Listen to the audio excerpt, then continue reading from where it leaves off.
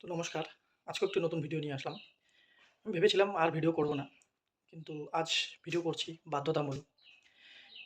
কিছুদিন আগে নিট এক্সামের জন্য দিল্লি যন্তর মন্তরে যে নিট এক্সামের পেপার লিক হয়েছিল, সেজন্য ধর্মেন্দ্র প্রধানের জন্য ইস্তফার জন্য অনেক স্টুডেন্ট তো বলব না, স্টুডেন্টের বাইরের কিছু লোকও গেছিল সেখানে প্রোটেস্ট করার জন্য, দাঙ্গা করার জন্য, ভাঙচুর করার জন্য এবং কি সরকারি প্রপার্টি নষ্ট করার জন্য। তো আমার কথা হচ্ছে যে দিল্লিতে প্রোটেস্ট করার সময় তো রাহুল গান্ধী গেল, কংগ্রেস সরকারের অনেক নেতারাই গিয়েছিল এবং আম আদমি পার্টি থেকে কেজরিওয়ালও গিয়েছিল। তো আমার কথা, আজকে পাঞ্জাবে পেপার লিক হয়েছে, সেখানে তাদের কোনো কোশ্চেন নেই। কেরালায় হয়েছে, সেটা নিয়েও কোনো কোশ্চেন নেই।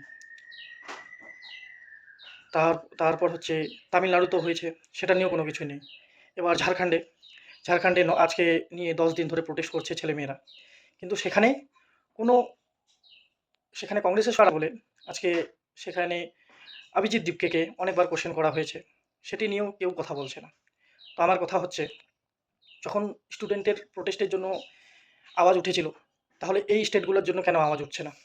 এই প্রোটেস্টে এই ছেলে মেয়েদের জন্য কেন না? এরাও তো স্টুডেন্ট।